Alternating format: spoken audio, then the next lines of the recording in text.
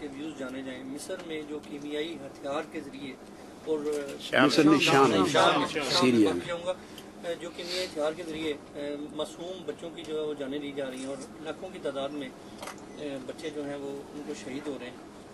سر کیا مقاصد ہیں، کون لوگ ہیں، کس طرف جو ہے ہماری مسلم قوم جو ہے یہ جا رہی ہے؟ اور ہم سعودی عرب بھی جو ہے وہ اس حوالے سے خاص تعاون جو ہے وہ کرتا ہوا نظر نہیں آ رہا. آپ سر آپ کا پرسنل ویوز جو ہے وہ کیا ہے، کیا آپ سمجھتے ہیں کہ ہم اسی طرح جو ہے وہ تباہ ہوتے رہیں گے؟ اور خاص طور پر یہ جو شام کے اندر کون سی طاقتیں ہیں جو اور ان کے فوائد کیا ہیں اور کیا مفادات ہیں ان کے، جو اس حوالے سے جو اپنی ایکٹیویٹیز اور درندگی اور قوم کی ہولی کی ہیں؟ بسم اللہ الرحمن الرحیم. میری دانست میں یہ ایک سفر ہے.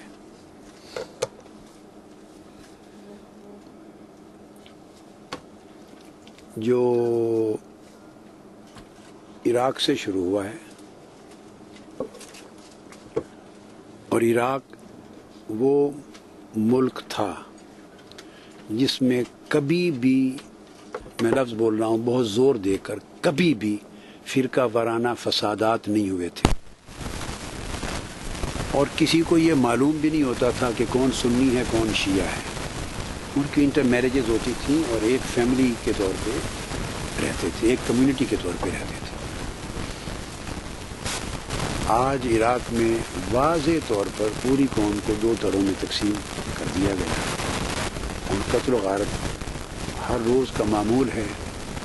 اور اس عمل کو، دھڑے بندی کو، قتل و غارت کو دہشت گردی کی شکل دینے کے لیے القاعدہ اور طالبان امپورٹ کر کے بین الاقوامی طور پہ وہاں پہنچائے ہوئے ہیں، اور وہ اس پورے عمل میں اس آگ کو لگاتے رہتے ہیں تاکہ بجھنے نہ پائے. اب یعنی ڈیوائیڈ ہو گیا دو بڑے دھڑوں میں، اور یہ اب ہمیشہ جنگ رہے گی. آپ ذرا دیکھیں گے، میں 3 ملکوں کی اب تک صورتحال جب بیان کروں گا نا تو آپ کو ایک کامنیلٹی مل جائے گی. اس کے بعد ایجپٹ میں جب الیکشنز ہوئے، یہ ساری دنیا کو معلوم ہے کہ یہ جو مشرق وسطیٰ کا خطہ ہے، مڈل ایسٹرن کنٹریز، یہ طویل زمانے سے جو صدیوں پر محیط ہے، یہ ڈیموکریسی سے یہ خطہ شناسا ہی نہیں ہے. طویل زمانے سے، اور یہ زمانہ صدیوں پر محیط ہے. میں کوئی 10 20 50 سال کی بات نہیں کر رہا ہوں. انہوں نے دیکھا ہی نہیں ہے ڈیموکریسی کو، سو ان کے اندر ڈیموکریٹک کلچر نہیں ہے. ان ملکوں میں کبھی بھی سیاسی جماعتیں ان کو وجود ہی نہیں ملا، اور پولیٹیکل کلچر جو ہوتا ہے اس میں پارٹیز بنتی ہیں، پھر وہ ان کے اندر ایک ڈیموکریٹک پروسیس ہوتا ہے، ایک سیاسی سوچ ہوتی ہے. لوگ سٹیزنز، وہ پولیٹیکل اور ڈیموکریٹک سٹیزنز بنتے ہیں. تو وہ کوئی کنسیپٹ نہیں ہے، وہ آمریت چلی آ رہی تھی، وہ جی آمریت، اور وہ بھی بین الاقوامی طاقتوں نے خود مقرر کر رکھی تھی، جیسے کہ عراق میں پہلے. اب اس کا خاتمہ کر کے یکلخت جب آپ الیکشن کروا دیں گے ایک ایسے ملک میں جس میں کبھی الیکشن ہی نہیں ہوئے، اور جس میں پولیٹیکل پارٹیز ہیں ہی نہیں، اور کوئی ایسی تنظیمات بھی نہیں ہیں کہ جن کے ہاں اس قسم کا کوئی عمل ہو، تو نتیجہ کیا ہوگا؟ ایک ہی دھڑا جو منظم ہوگا وہ اس پولیٹیکل یا الیکٹورل پروسیس کے ذریعے ٹیک اوور کر لے گا. یہ کوئی اتنا بڑا فلسفہ نہیں ہے جسے سمجھنے کے لیے بہت لمبے دماغ کی ضرورت ہے. یہ ایک اندھے کو بھی معلوم ہے اور ایک بچے کو بھی معلوم ہے کہ جو اس میں منظم طاقت ہوگی تنظیمی اعتبار سے، جن کی 50s سے لے کر پچھلے 60 سال 70 سال سے جن کی بیک گراؤنڈ ہے، جو منظم ہوں گے وہ ٹیک اوور کریں گے. سو وہ ایک ہی جماعت منظم تھی اور کوئی جماعت ایگزسٹ ہی نہیں کرتی تھی، انہوں نے ٹیک اوور کر لیا، اور انہیں پتہ تھا کہ اس جماعت کے افکار اور خیالات کیا ہیں اور ان کی آئیڈیالوجی کیا ہے. وہ کتنے انتہا پسند ہیں کتنے نہیں ہیں، کیا کس کس چیز میں بلیو کرتے ہیں وغیرہ وغیرہ سب کچھ معلوم ہے. ان کو لایا گیا اور تھوڑا عرصہ ان کی حکومت، انہوں نے وہی کچھ کیا جو انہوں نے کرنا تھا، کوئی نیا کام نہیں کیا ہے. یہ الیکشن سے پہلے ہی معلوم تھا ان کو. تو جو انہوں نے پالیسیز اڈاپٹ کرنا شروع کی یہ ایکسپیکٹڈ تھیں، اور پھر ان کو ہٹا کے دوبارہ فوج کے سپرد کروا دیا، اور اب قتل عام شروع ہے. اور نتیجتاً اب ان کے موافق اور ان کے مخالف پورا مصر 2 دھڑوں میں واضح طور پر تقسیم ہو گیا ہے، جو پہلے کبھی بھی نہیں تھا. میں کمیونلٹی بتانا چاہ رہا ہوں کہ یہ کوئی ایسا فینومینا ہے جو ہر جگہ ایک ہی طریقے سے عمل کرتا ہے اور ایک ہی طرح کے نتائج آتے ہیں. اب وہ 2 دھڑوں میں تقسیم ہے، بے تحاشا خون بہہ رہا ہے اور چلتا رہے گا کب تک. تو قوم دائماً 2 دھڑوں میں تقسیم ہو کر لڑنے مرنے کا عمل کرتی رہے گی. اس کے بعد اب سیریا آ گیا. سیریا بھی 2 مسالک ہمیشہ سے رہتے تھے، اہل سنت والجماعت اور اہل تشیع. یہ ممالک میں اس لیے آپ کو بڑے وثوق سے بتا رہا ہوں کہ میں لا تعداد مرتبہ میں ان ممالک میں نے وزٹ کی ہیں. میرے اساتذہ بھی ان ممالک میں ہیں جن سے میں نے حدیث میں، اصول حدیث میں، علوم دینیہ میں اسانید اور اجازات لی ہیں، بیروت اور لبنان تک، ان عراق اور مصر اور سیریا سمیت.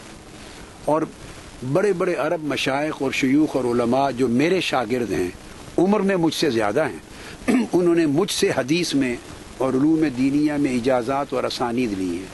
اور میری کتابیں دماسکس کی جامع عمومی میں پڑھائی وہ کے بعد جو حنفی علماء ہیں نا شام کے اہل سنت، میری کتاب المناج جو سبھی کا درس لیتے ہیں وہ اور سند لیتے ہیں. تو مجھے بہت بڑی گہرائی کے ساتھ یعنی واقفیت ہے ان کے حالات کی. پرسنل میرے وزٹس ہوتے رہتے ہیں میں کئی بار. اب اس میں کوئی پتہ بھی نہیں چلتا تھا کون شیعہ ہے کون سنی ہے. سنی سارے کے سارے صوفی سنی تھے. ایجپٹ میں بھی یہ حال تھا، ادر دین اخوان تمام صوفی سنی اہل تصوف ہیں یا اہل تشیع ہیں. اور علوی جن کے ساتھ تعلق حافظ الاسد یا بشار کا ہے وہ پہاڑوں کے اوپر بعض علاقوں میں رہتے ہیں، وہ بہت تھوڑے ہیں مگر وہ بھی امن کے ساتھ رہ رہے تھے. کوئی کلیش کبھی سیریا کی سرزمین پہ نہیں ہوا تھا. اور اب آپ نے دیکھا کہ وہاں مختلف 2 دھڑوں کو لڑایا گیا ہے اور امپورٹ میں ورلڈ وائڈ القاعدہ اور طالبان ان کے نام آتے ہیں، اور ویسٹرن میڈیا میں ہر وقت ان کے نام آتے ہیں. اور پاکستان کی جیلیں توڑی گئی ہیں، اور جو ڈیرہ اسماعیل خان کی جیل ٹوٹی ہے 350 دہشت گرد جو قاتل ہیں وہ کہاں گئے؟ وہ تڑوا کے ادھر بھیجے گئے. تو یہ وہی پروسیس ہے یہاں پر. اور جو اتنی قتل و غارت آپس میں ہو چکی ہے اور اتنے لوگ انڈکٹ کر دیے گئے ہیں کہ بالکل عراق اور مصر کی طرح یہاں بھی دائماً ایک جنگ اور لڑائی ہو گئی. اور میں to cut short the story یہ بتانا چاہتا ہوں کہ یہ سارا سفر جو جاری ہے اس کا آخری سین پاکستان ہوگا. یہ میں کیٹیگوریکلی بات کہہ رہا ہوں. یہ ایک عمل ہے اس جنگ کا جو چل رہی ہے اس کا آخری فرنٹ اور مرحلہ پاکستان ہوگا. یہی کچھ پاکستان میں کروایا جائے گا. تو یہ مسلمان وہ سیاسی قیادتیں جنہیں حکمران کہتے ہیں، میں تو ہمیشہ جو ڈیفینیشن دیتا ہوں میں تو ان کو قیادت نہیں کہتا. جو الیکٹ ہو کے گورنمنٹ میں آ جاتا ہے وہ قائد اور لیڈر ہونے کی ایبلٹی اس کے پاس نہیں ہوتی. لیڈر کچھ اور ہوتا ہے، حکمران یا سیاستدان کچھ اور ہوتا ہے. مگر بدقسمتی جن کے پاس اسٹیٹس اور گورنمنٹس آ جاتی ہیں انہی کی بات سنی جاتی ہے. میں انہیں آپ کی اتفاق سے سوال کی وساطت سے آگاہ کرنا چاہتا ہوں کہ وہ یہ نہ سمجھیں کہ عراق میں ہوا، مصر میں ہوا اور سیریا میں ہو رہا ہے. نہیں، جو کچھ سیریا میں ہو رہا ہے اس کے آئینے میں پاکستان کو بھی، کل کے پاکستان کو بھی دیکھیں. یہ ایک تسلسل ہے، لہذا خواب غفلت سے بیدار ہونا ہوگا.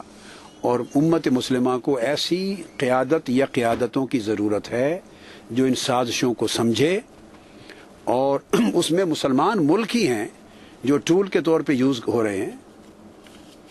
مسلمان امہ میں سے ہی کچھ ملک ہیں جو بطور ٹول بطور ایجنٹ کے یوز ہو رہے ہیں. ان کا سرمایہ استعمال ہو رہا ہے, ان کے وسائل استعمال ہو رہے ہیں, ان کا اثر رسوخ استعمال ہو رہا ہے.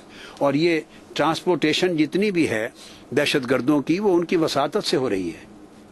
لہذا اس کے لیے بڑا بولڈ سٹینڈ لینے کی ضرورت ہے.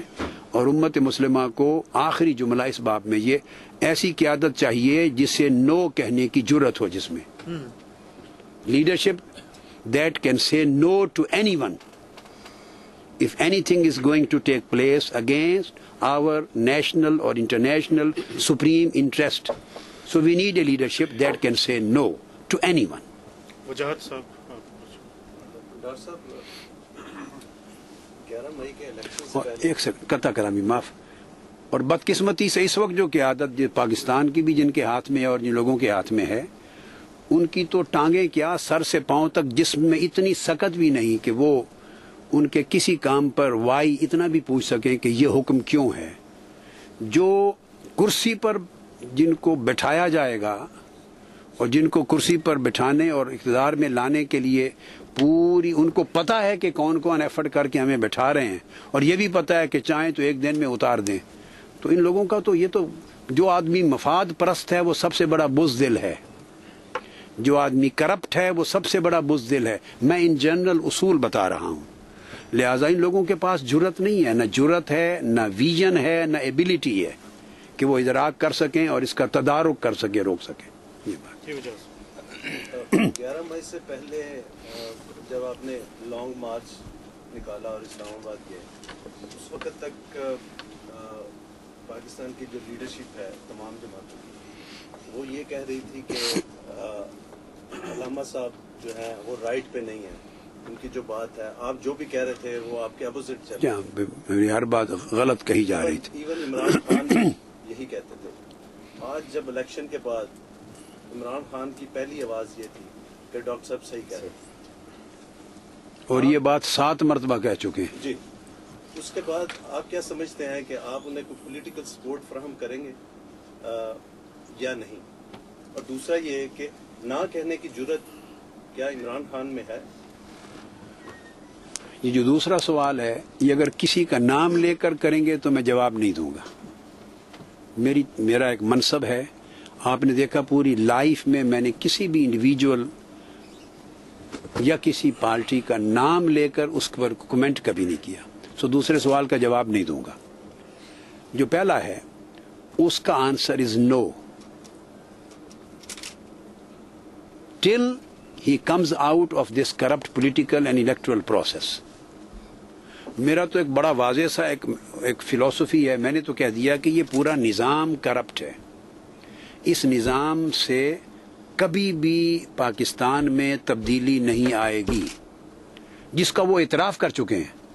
تو یہ نظام ایک نمک کی کان کی طرح ہے. اس میں آپ 100 ہیرے بھی رکھ دیں, 2 سال بعد وہ ایک ہیرا نہیں بچے گا, سارا نمک بن چکے ہوں گے گل کے. تو اس نظام کے اندر تو سرے سے کوئی پوٹینشل ہی نہیں ہے کہ جو نظام عوام کو ڈیلیور کر سکے, انسٹیٹیوشنز کو سٹیبلائز کر سکے, اکاؤنٹیبلٹی کا ان بلٹ میکانزم پیدا کر سکے, قانون اور آئین کو مضبوط اور حکمرانوں کو افراد کو کمزور کر سکے, عدل انصاف اور بنیادی انسانی حقوق عوام کو مہیا کر سکے. یہ تو نظام خود استحصال ہے, اور یہ نظام 1850 کا بنا ہوا ہے. آپ کو معلوم ہے میں خود ایک لاء کا اسٹوڈنٹ بھی ہوں اور بنیادی طور پہ کانسٹیٹیوشن کا اسٹوڈنٹ ہوں. میں نے یونیورسٹیز میں اسلامیات نہیں پڑھائی. میں نے اپنی لائف میں پروفیسر آف لاء رہا ہوں. میری گولڈ میڈل ہوں میں اسلامک سٹڈیز میں, میری اسپیشلٹیز ہیں, مگر میری پی ایچ ڈی اور پھر میرا پڑھانا, میں تو LLM تک کو پڑھایا, LLB کو, جہاں کوئی 8,000 7,000 وکلاء انکلوڈنگ ججز میرے شاگرد ہوں گے. تو میں نے کانسٹیٹیوشن اور لاء پڑھایا ہے. میں آپ کو آئین اور سیاست اور قانون کے ایک طالب علم کی حیثیت سے بڑی بصیرت کے ساتھ کہہ رہا ہوں کہ اس نظام کے تحت اس طرح ہونے والے الیکشن جب یہ ہو گئے نا, تو ہر ایک کہہ رہا ہے نا کہ میں نے جو کہا صحیح کہا, 50 بار مزید بھی ہو جائیں 60 साल 50-40 साल हो गए ना, चलो आमिराना दौर के निकाल कर 50 बार भी इलेक्शन हो जाए तो आप वहीं खड़े होंगे, कोई तब्दीली नहीं आएगी। ये निज़ाम अंग्रेज़ों ने बनाया था जब बरे सगीर पाक व हिंद जो है वो उनकी कॉलोनी थी, और उन्होंने ये 1850 में ये निज़ाम जो बनाया, और ये मिन्नवन वही चला रहा है। बेसिक जो खदो खाल हैं ये उसी निज़ाम के वही हैं, और वो निज़ाम उन्होंने अवाम की एम्पावरमेंट के लिए नहीं बनाया था, अवाम को अदल और इंसाफ और ताकत और हुकूक मुहैया करने के लिए नहीं बनाया था, वो एनस्लेवमेंट ऑफ पीपल के लिए बनाया था, to continue the enslavement of people. लोगों की गुलामी सियासी, समाजी, मुआशरती, माशी, इक्तिसादी हमेशा कायम रहे, और रूलर आराम से, रूलर ताकतवर हों, अवाम कमज़ोर रहें और वो इक़्तिदार करते रहें। उन्होंने अपने लिए बनाया था। अब 1947 में वो चले गए, वही निज़ाम यहाँ दे दिया, और वो निज़ाम पाकिस्तान में राइज है आज के दिन तक। इस निज़ाम से कभी भी अवाम को डिलीवर नहीं होगा। ये निज़ाम अशराफिया के लिए बनाया गया है, ख़ास तबके के लिए। इसमें ताकत का इर्तिकाज़ है, इख्तियारात का इर्तिकाज़ है, वसाइल का इर्तिकाज़ है। अब कोई साहब किसी के नारा लगाने से कि वी वांट चेंज, तो इससे चेंज तो नहीं हो जाती। मैंने ये कई बार कहा कि आप एक मकान को देखते हैं कि बोसीदा हो गया और बिल्कुल गिर के तो रहने वालों को मार देगा, तबाह कर देगा, और आप चाहते हैं कि इसको तब्दील किया जाए, तो उस मकान को तब्दील करने के लिए उस घर के अंदर बैठ कर नहीं कभी तब्दील होता। उसकी छत गिरानी, दीवारें गिरानी है, तो घर से बाहर निकला जाता है और फिर टक्कर मार के उसको गिराया जाता है, डिमोलिश किया जाता है, नॉक डाउन किया जाता है। We need to knock down this system, और इस सिस्टम के अंदर बैठकर, उसके फ्लोर पर बैठकर इसको नॉक डाउन नहीं कर सकते। तो वो तो कोई इसमें से जो कुव्वतें निकलेंगी और इस निज़ाम से टकराने का अहद करेंगी to bring a radical and positive substantial change, वही कुव्वतें मिलकर किसी नतीजे पर पहुंचेंगी ना। ये बात अहमद अली से इसके अंदर रहने वाली कुव्वतें तो इस निज़ाम का हिस्सा, और आप देखेंगे कि इस निज़ाम के अंदर रहने वाली कुव्वतें खा जो भी नारा लगा के शरीक हुई, वो सिर्फ बाकी जमातों की तरह एक सियासी रिवायती जमात बन गई, बन जाएंगी, और कोई और उनका इसके अलावा कैरेक्टरिस्टिक काबिल ज़िक्र नहीं रहेगा। और ये अलमिया और एक नुकसान होगा कि एक नई जमात वजूद में आई और उसमें उनके लीडर तब्दीली की बात करते थे, और इस निज़ाम का हिस्सा बन के निज़ाम ने इतना जकड़ लिया कि जो लोग इलेक्ट होके गए हैं, उनके साथ जो बैठे हुए हैं, अब वो मजबूर हैं अपनी पार्टी की लीडरशिप से मशवरा करके फैसला करने में ना। तस्लीम कर लिया जाए फॉर एग्जांपल के पार्टी के लीडर चेंज चाहते हैं, और कितने 30 आदमी या 28-29 उनके साथ कौमी असम्बली में बैठे हैं, आप उनमें से एक शख्स का नाम बता दें जो चेंज चाहने वाला, जो स्टेटस को का ना हो, एक बता दें सिर्फ। तो जिनके पास एक आदमी भी नहीं है जो चेंज चाहता है, जो स्टेटस को का नहीं है, तो ऐसे कैसे चेंज हो जाएगी? वो बस बदकिस्मती है, इसी निज़ाम का हिस्सा बन गए हैं और बन जाएंगे। हम अब वो बाद में अब सवाल आएगा, हमारा अमल तो तब करेंगे। अहमद अली सैयद साहब ARY से। डॉक्टर साहब, पहले तो मैं ARY की तरफ से आपका इंतहाई शुक्रिया अदा करूँगा कि हमारा ये जो मुश्किल वक्त था पिछले 2-3 दिन में, इसमें आपने बड़ा ज़बरदस्त सपोर्ट किया और आपने लोगों का रवैया ARY की तरफ ज़्यादा आपकी जी, ये हमारा फ़र्ज़ अदा किया है। मीडिया की आज़ादी, ARY हो या कोई भी चैनल हो, मीडिया और प्रेस की आज़ादी सल्ब करने की जो भी कोई कोशिश करेगा, इंशाअल्लाह मैं और मेरे मिलियंस की तादाद में कारकुन, लोगों के पास वोटर होते हैं, जानिसार कारकुन नहीं होते।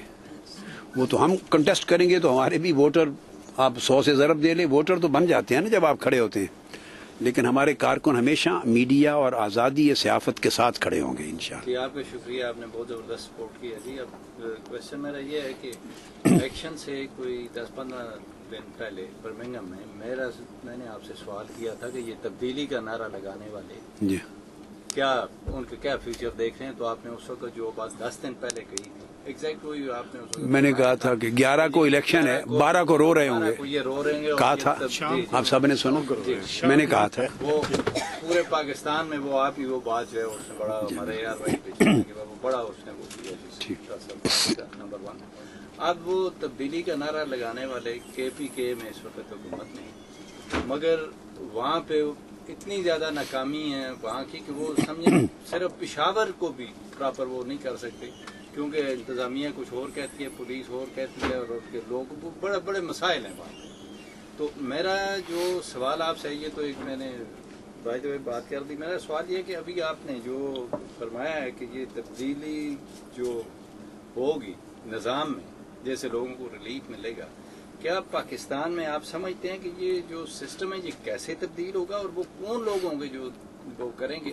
کیونکہ بھٹو سے لے کے اب تک جو بھی یہ تبدیلی کا نعرہ لگانے والے آئے ہیں وہ سب اس نعرے کو چھوڑ کے اس نظام کا حصہ بن گئے۔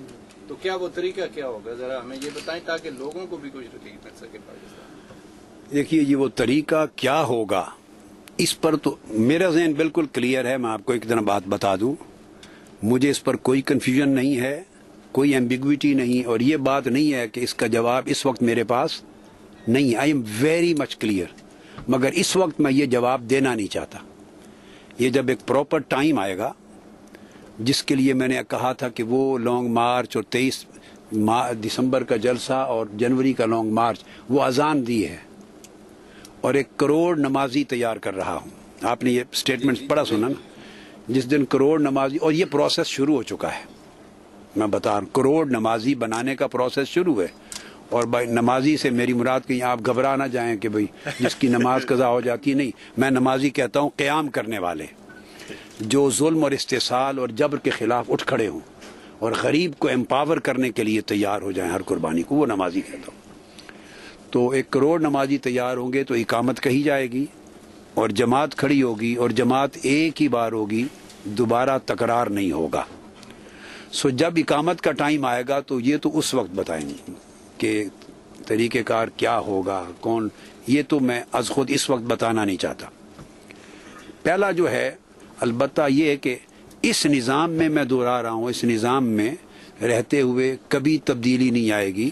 یہ میں ایڈریس ضرور کرتا ہوں کہ اس کا موٹا موٹا خاکہ کیا ہے، یعنی جو تبدیلی کی میں بات کرتا ہوں، نظام میں تبدیلی، تو اس سے مراد کیا ہے، یہ میں آپ کے سوال کو جی ایمینڈڈ فارم میں اس کو آنسر کرتا ہوں۔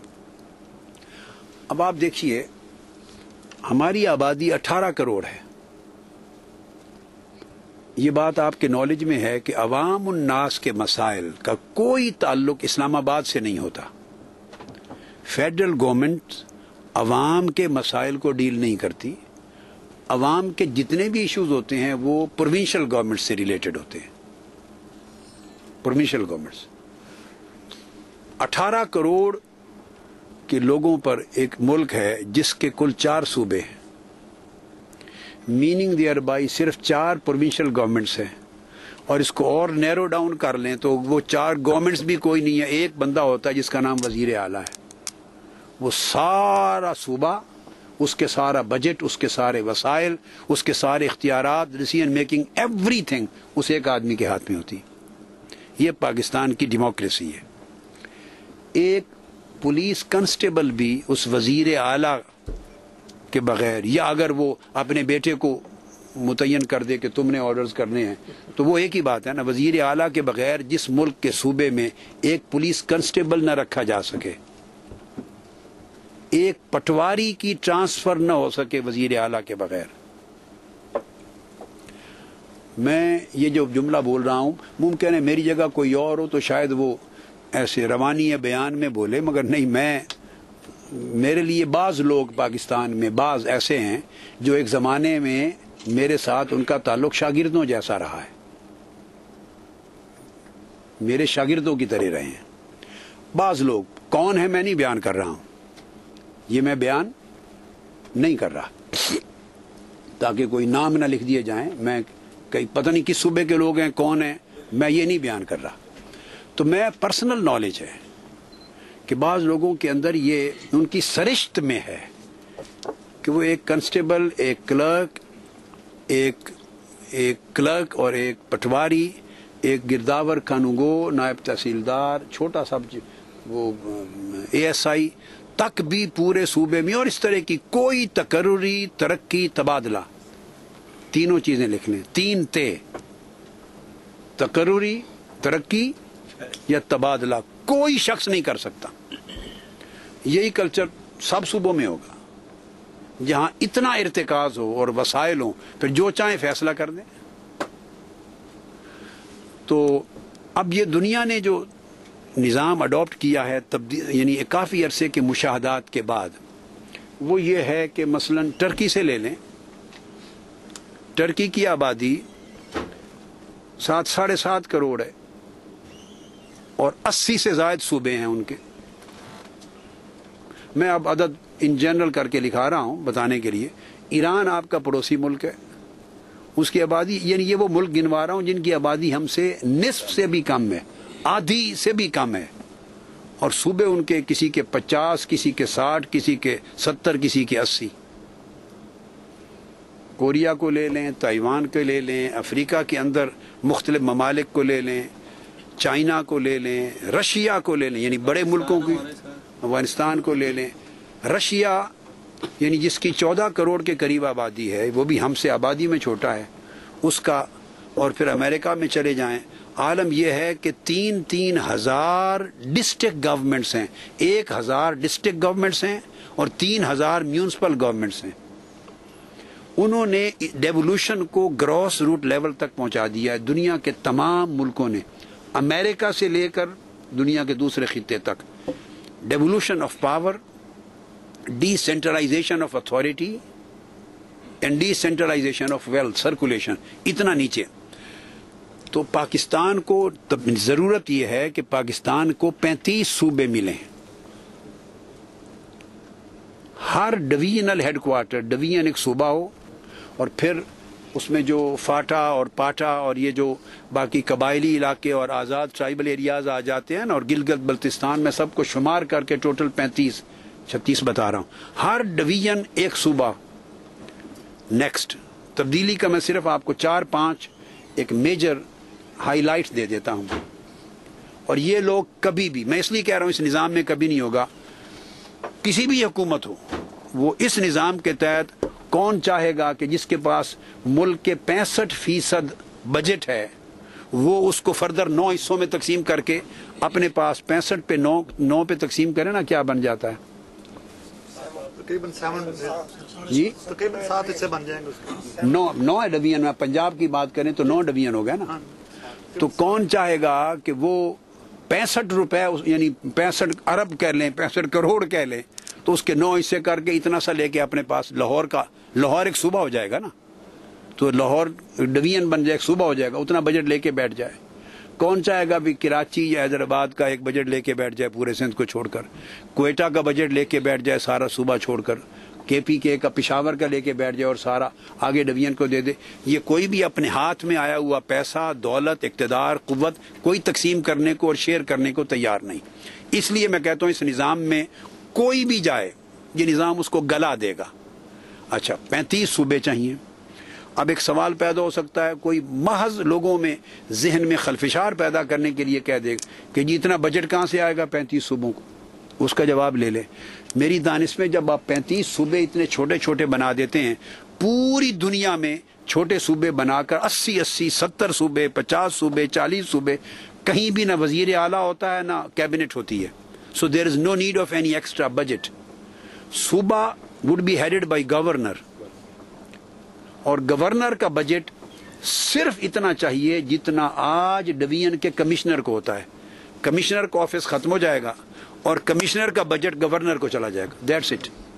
صوبائی حکومت کے ایک صوبائی وزیر کا جو بجٹ ہے نا، ایک صوبائی وزیر کا، that is more than the need of the governor of the province. اس کا کام صرف کوآرڈینیشن ہوگا، اصل اختیارات بھی نہیں، کوآرڈینیشن. پاور 3 جگہ تقسیم ہو جائے گی، 3 ٹیئرز: ڈسٹرکٹ گورنمنٹ، تحصیل گورنمنٹ، یونین کونسل گورنمنٹ. ان 3 گورنمنٹس آپ دیکھیے نا، ہمیں وہ نظام دے کہ ادھر آ جانے والے ان کے ہاں ان کی پولیس وغیرہ تک ساری لوکل کونسلز اور بوروز کے پاس ہوتی ہے، اور امریکہ میں کاؤنٹیز کے پاس ہوتی ہے. تو وہاں لوکل ٹیکسز الگ ہوتے ہیں، پولیس ان کے پاس ہے، چھوٹے محکمے تعلیم ان کے پاس ہے. سارا مرکز کے پاس صرف 5 محکمے چاہیے: state bank and currency, number 2 دفاع، 3 inland security counter terrorism, number 4 higher education standardize کرنے کے لیے، نمبر 5 فورن افیئرس. ایک آدھ اور اس میں ایڈ کر لیں گے انٹرنیشنل ٹریڈ وغیرہ کے ساتھ ریلیشن. 5 جی وہ میں نے ہائر ایجوکیشن کہہ دی نا. 5 یا 6 محکموں کے سوا مرکز کا کوئی ریلیونس نہیں ہے کسی اور محکمے کے ساتھ. سارے ڈیوالو ہو جائیں گے, نیچے جائیں گے. کہاں؟ ضلعی حکومتوں کے پاس, اس سے نیچے تحصیلی حکومتوں کے پاس, اس سے نیچے یونین کونسل کی گورنمنٹس کے پاس, اور ہائی کورٹ بھی ڈویژن ہیڈ کوارٹر پہ چلے جائیں گے سارے. نتیجتاً راجن پور کی گاؤں رجحان کا رہنے والا غریب جس کو پہننے کے لیے جوتا نہیں, کرایہ نہیں, وہ اپنے حق لینے کے لیے لاہور کیسے پہنچے گا؟ گھوٹ کی رحیم یار خان کے اینڈ کے کنارے پہ رہنے والا وہ اپنا حق لینے کے لیے کراچی کیسے پہنچے اور ادھر لاہور کیسے پہنچے؟ یعنی اتنا بڑا ظلم ہے. غریب کی داد رسی کی کوئی صورت بھی اس نظام میں کبھی نہیں ہو سکتی. یہ ڈیولوشن چاہیے. اور آخری بات اس ضمن میں صرف میں نے 4 پوائنٹس ہائی لائٹ کر دیے. اب آپ اس نتیجے پہ پہنچیں گے کہ یہ پارلیمنٹ اس نظام کو کیسے بدل سکتی ہے. اور آخری چیز یہ کہ جو لیڈر ہے اس ملک کا وہ لیڈر آف ہاؤس نہیں ہونا چاہیے.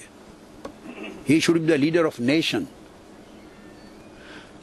اب اس کا معنی میرا یہ ہے کہ وہ جو پارلیمنٹیرینز الیکٹ ہو کے گئے ممبرز پارلیمنٹ وہ الیکٹ نہ کریں بارگیننگ کے ساتھ, ایک ووٹ بھی بکے اور اس کے بعد نہیں, بلکہ پوری قوم کا ہر فرد ڈائریکٹ ووٹ کے ساتھ الیکٹ کرے. سو ہمیں پریزیڈینشل اور پارلیمنٹری سسٹم کا اپنے حالات کے مطابق ایک مکسچر چاہیے. اب یہ نظام یہ جماعتیں جو بیٹھی ہیں اقتدار میں, یہ گورنمنٹس بیٹھی ہیں, یہ پارلیمنٹ کے فلور پہ 100 سال گزر جائیں اپنے ہاتھ کاٹ سکتی ہیں.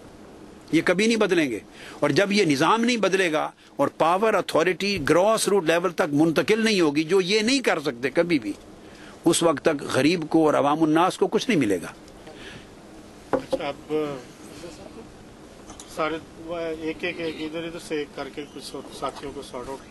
نسیم صدیقی صاحب ذرا مختصر. اور thank you very much for giving us time. جی نیوز کی طرف سے آپ کو ویلکم ہے. شکریہ. آپ نے جیسے کہ ابھی کہا کہ امریکہ کا جو اینڈ میں رخ ہے وہ پاکستان کی طرف ہوگا. میں نے لفظ امریکہ نہیں بولا, نہ میں نے عالمی طاقتوں کی بات کی ہے, اس میں تاکہ I want to be remain corrected. ایک تو یہ پاکستان کے اس وقت جو حالات چل رہے ہیں, ایک تو وہی بہت برے ہیں, زوال کی طرف ہے. دوسرا, جس معاشرے میں بچوں کا دودھ میں ملاوٹ ہو, جہاں پہ لائف سیونگ ڈرگز جو ہیں وہ جعلی بنتی ہیں, جہاں پہ جانوروں کی علائشوں سے کوکنگ آئل تیار کیا جا رہا ہے, اس نیشن کو مارنے کے لیے عالمی طاقتوں کی ضرورت ہے. وہ تو خود ہی زوال کی طرف نہیں جا رہے, وہ خود ہی اپنے آپ کو ختم کر رہے ہیں. ان کو ختم کرنے کے لیے وہ نیشن کو مارنے کی ضرورت نہیں ہے, ملک کو ٹکڑے کرنے کی ضرورت ہے. نیشن جتنی بھی مر جائے نا تو وہ چلتے رہتے ہیں. وہ بنیادی چیز کوئی ایک خاص چیز ہے جو آپ کے پاس ہے, آپ کے ہاتھ میں ہے. وہ بقول یعنی بعض قوتوں کے کہ وہ یہ ملک اس اہل نہیں ہے کہ وہ وہاں رہے, اور وہ تبھی نااہل ہوگا جب ملک کے ٹکڑے ہوں گے, کمزور ہوگا, اور اس میں دہشت گردی قبضہ کر لے گی اور اسلام آباد تک آپ پہنچیں گے, ٹکڑے ہو جائیں گے سارے, تو تب بھی جا کے ڈیسائیڈ ہو سکے گا کہ یہ اس قابل نہیں ہے کہ انہیں. یہ بھی تو دہشت گردی ہے نا کہ جو علائشوں سے کوکنگ آئل بن رہا ہے, یا یہ بھی دہشت گردی, یا یہ ایک اندرونی, یا یہ ایک اخلاقی دہشت گردی کس میں ہے, سیاسی دہشت گردی بھی ہے.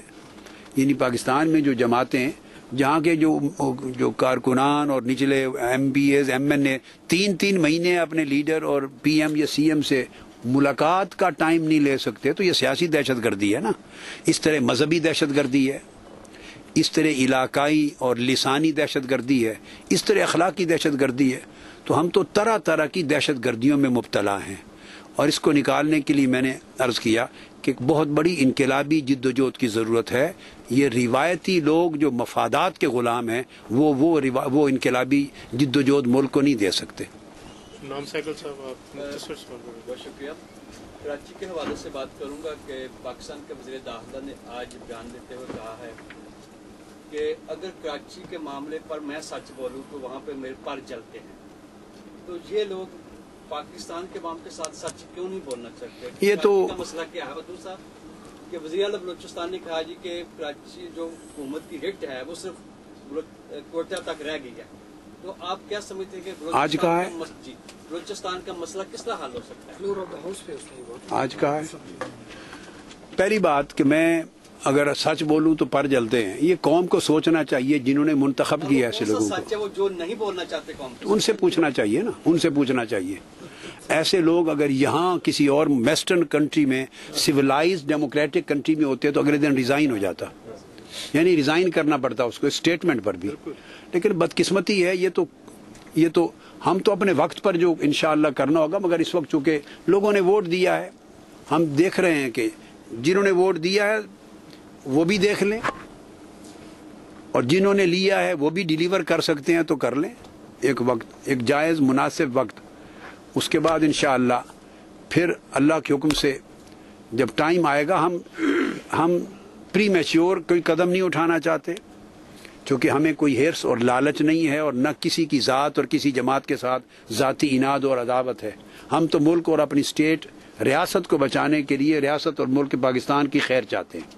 اگر ان میں ڈیلیور کرنے کی صلاحیت ہے, بسم اللہ کریں, ہمیں خوشی ہوگی. اور عوام بھی دیکھ لیں, ایک تو یہ صورت ہے. تو ایسا کہنے والوں کو, یہ تو عوام کا کام ہے, میڈیا کا کام ہے مواخذہ کرے, میڈیا کا کام ہے کہ وہ مواخذہ کرے, گرفت کرے کہ جو آدمی ایسی اسٹیٹمنٹ کر کے بھی وزیر رہتا ہے. تو میڈیا ایک ستون ہے, وہ اگر مواخذہ نہیں کرے گا تو قوم کا مائنڈ کس طرح تیار ہوگا. بلوچستان کی بات بھی اسی طرح ہے کہ جس ملک کا صوبے کا وزیر اعظم کہہ رہا ہے کہ ریٹ صرف کوئٹہ تک ہے, اس کا مطلب ہے کہ ان لوگوں کو حکومت نہیں کرنی چاہیے. اب اخلاق یہ اور امانت اور دیانت یہ کہتی ہے کہ وہ ریزائن کریں, اور وہ ریزائن کریں اور کہیں کہ آپ کے پاس جو نظام کی تبدیلی کا کوئی ہے تو آپ آئیں, کہیں تبدیلی کی بات کریں. مسئلہ میں نے آج کہی, they all need to be kicked out. None of them deserve to be in power. They are totally incapable. وہ نالائق لوگ ہیں, یہ کرپشن کی پیداوار ہیں. یہ صرف ان کا سارا مشن 3 چیزوں پر 3 لفظ: اقتدار, کاروبار, لوٹ مار. اقتدار, کاروبار, لوٹ مار. اس کے لیے مختلف اداروں کا آپس میں یہ ایک سمجھوتا ہے, اور پوری کی پوری قوم اور پورا ملک جو ہے وہ ان کے ہاتھ میں گر ہوئی ہے, برباد ہے. لہذا انقلاب کے سوا کوئی حل نہیں ہے. We need a revolution, peaceful. نہیں, بلوچستان کا تنہا نہیں ہے, یہ تو حکومت کی نااہلیت ہے نا.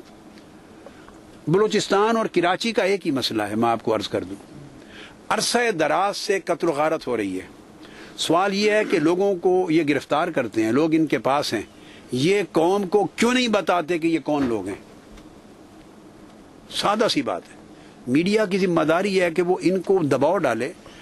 کتنے ہزارہ افراد دہشت گرد پکڑے ہوئے ہیں, ان کی کسٹڈی میں ہیں, ان کے پاس پورا شجرہ نسب اور سب کچھ ان کے پاس ہے. قوم کو کیوں نہیں بتاتے؟ یعنی یہ جرم ہے قوم کو آگاہ نہ کرنا کہ یہ کون لوگ ہیں. اگر بھائی پاکستان کے اندر کے عناصر ہیں تب بے نقاب کرو اور ان کو سزا دو, اور ان کے پالنے والے اور ان کو فیڈ کرنے والے اور ان کو تیار کرنے والوں کو بھی آپ ٹوٹلی ڈی لیجیٹمائز کریں. اور اگر ملک کے باہر کے لوگ ہیں تو کون کر رہا ہے ان کا نام لیں, بتائیں, بے نقاب کریں, پوری دنیا کی کمیونٹی کو ایویڈنس کے ساتھ بتائیں. یہ کہہ دینا کہ ریٹ صرف رہ گئی ہے تو باقی ریٹ کس کے پاس ہے, تو ذمہ دار تو حکمران خود ہے نا. میں تم سمجھتا ہوں ان کی نااہلیت ہے. ان کو اس کا حل ہے کراچی کے مسئلے میں فوج کو بلانا, اس مسئلے کا حل ہے. سب باقی کر لیں. نہیں, وہ میں یہ جو یہ ہے پیچ ورکس ہیں. کیا پیچ ورک؟ میں تو آپ سن چکے, میں تو پیچ ورکس میں بلیو نہیں کرتا. فلاں کو بلا لیں, فلاں کو بلا لیں, یہ کر لیں, وہ چلے جائیں, تو پیچ ورکس ہیں. چونکہ اس نظام کے تحت, میں پھر لفظ نظام بولوں گا, فوج کین ڈو نتھنگ. ان کے پاس کوئی اتھارٹی نہیں ہے کہ وہ جو چاہیں آ کے وہاں خاتمہ کرنے کے لیے دہشت گردوں کا آپریشن کریں. نہیں, نظام یہ کہتا ہے, میں لفظ نظام بول رہا ہوں, کہ ان کو پروونشل گورنمنٹ خود یا تھرو فیڈرل گورنمنٹ یا پروونشل گورنمنٹ ان کو ریکویسٹ کرے گی کہ اس کام کے لیے آ کے ہماری مدد کریں. تو جو مینڈیٹ دیا جائے گا اس حد تک وہ فوج آ کے وہاں کام کرے گی. تو اگر وہ گورنمنٹ اس سے زیادہ مینڈیٹ ہی نہ دے تو پر جلنے والے جب مینڈیٹ نہیں دیں گے تو فوج کیا کرے گی؟ لہٰذا یہ حل نہیں ہے. یہ پورا نظام جو ہے جس کے تحت یہ پورے مفاد پرست عناصر ملک کو برباد کرنے والے کھیل کھیل رہے ہیں. All these people have to go. Mushtaq Mughal صاحب آن لائن سے. مشتاق صاحب. ڈاکٹر صاحب, thank you very much for the time. शुक्रिया। बड़ा अच्छा स्केच आपने दिया है जो गवर्नेंस स्टाइल का पाकिस्तान में। आपने जब अपना ये प्रोटेस्ट इनिशिएट किया था तो काफ़ी सोसाइटी के सेगमेंट्स ये चाह रहे थे कि आप एक क्रिस्टल क्लियर लाइन लेंगे, जैसे भी आपने दिया। अभी तक लोग यही सुनना चाहते हैं, जब हमारा इंटरेक्शन होता है लोगों से, ये कहते हैं कि डॉक्टर साहब एक इस्लामिक स्कॉलर भी है और बड़ी विजनरी आपकी जो अप्रोच भी है। ये सब कुछ होने के बावजूद भी आप एक इस्लामी रियासत के क़याम का तस्वर क्यों नहीं पेश किया वहाँ, जिसकी वजह से काफ़ी लोग जो है ना वो नहीं, वो बहुत सी चीज़ें उस वक्त देखिए, मैं आपको उस वक्त मैं एक पहला सॉफ्ट स्टेप लिया पॉलिटिकल और इलेक्टोरल सिस्टम में रिफॉर्म्स का, करप्शन के खात्मे का, इलेक्टोरल सिस्टम जो इलेक्शन होने जा रहे थे उसकी मेजर रिफॉर्म्स का स्टेप लिया। वो उस रिफॉर्म्स को बर्दाश्त नहीं कर सके और उसमें कई इदारे आपस में एक हो गए, सिर्फ रिफॉर्म्स को बर्दाश्त नहीं कर सके, वो रेवोल्यूशन को कहाँ बर्दाश्त करते। और रेवोल्यूशन के लिए फिर इतने बड़े कदम के लिए उस वक्त जो तैयार लोग थे उनसे ज्यादा कुव्वत चाहिए, जिसके लिए मैं करोड़ नमाजियों की बात कर रहा हूँ।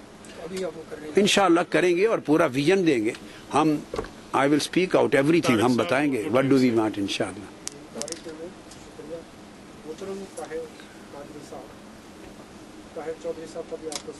वालेकुम अस्सलाम जी।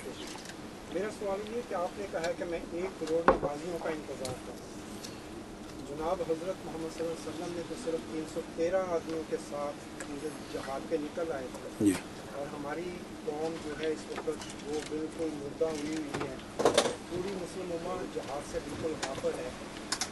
यहूद नसारा उनको उड़ा रहे हैं, फतवे हम दिए जा रहे हैं, उनकी हमायत में उनके हदीफ होने जा रहे हैं। कौन जहाद पे क्यों नहीं निकल रही पूरी मुस्लिम उम्मा? भाई ये 313 का ज़माना नहीं है।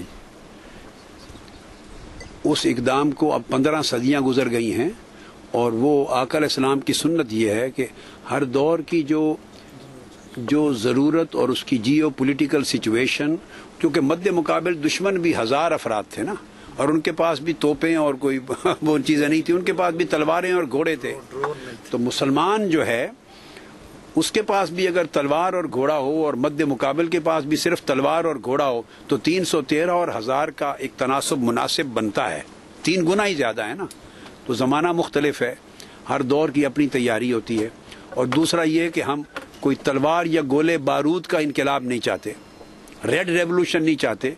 मैं ग्रीन रेवोल्यूशन चाहता हूँ, पीसफुल रेवोल्यूशन चाहता हूँ, मैं मैसिव पब्लिक का रेवोल्यूशन चाहता हूँ जो अवाम को अमन और अमान के साथ इनकलाब के ज़रिए हुकूक दिलाए। मेरी मूवमेंट बेसिकली रिफॉर्मिस्ट मूवमेंट है और जब रेवोल्यूशन की बात करता हूँ तो वो चेंज ऑफ सिस्टम उससे मुराद है और वो पीसफुल है, वो ब्लडी नहीं है। इसलिए वो तेरा और घोड़े और तलवार और उससे डिफरेंट है ये पीसफुल रेवोल्यूशन। इंशाअल्लाह नताइज आपने देखा भी, उसकी मैंने मिसाल पाकिस्तान की तारीख में कायम कर दी। वेस्टर्न वर्ल्ड में उसकी मिसाल नहीं है। अगर इतना लाखों का हुजूम हो जाए, 1000 का भी हो जाए, तो वेस्टर्न वर्ल्ड में भी कोई मुल्क नहीं दे सकता कि वो एक गमला भी ना टूटे और पत्ता ना टूटे।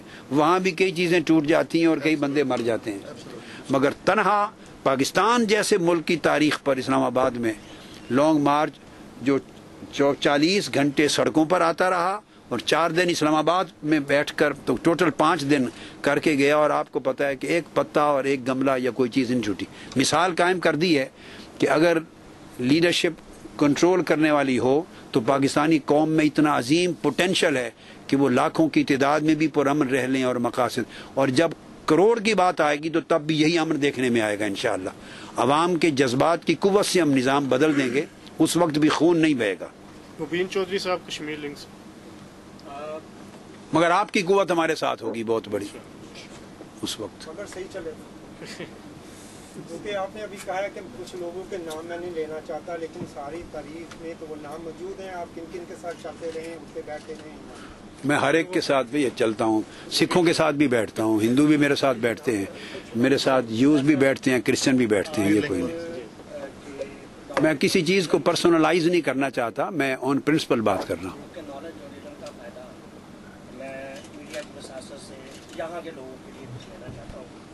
यहाँ भी जैसे पाकिस्तान में मसाइल हैं, यहाँ भी कम्युनिटी एक छोटा सा पाकिस्तान रखती है, हमारे भी मसाइल हैं। इस वक्त मैं सिर्फ एक मसले के हवाले से आपसे पूछूंगा, अगर आपके पास कोई सजेशन हो तो वो काइंडली इस दौरे में वो ज़रूर दे के जाइएगा। आया ये मुमकिन है कि हम रुयत हलाल के मसले को यहाँ पे बैरून मुल्क में हल कर सकें, क्योंकि हर साल ये तफरीक हमारी आने वाली नस्ल के लिए एक बहुत बड़ा मसला पैदा कर रही है। मुमकिन है, 100% मुमकिन है। इसका कोई जवाब? अच्छा, देखो मैं जवाब दे सकता हूँ, अमल तो मेरे कंट्रोल में नहीं है ना।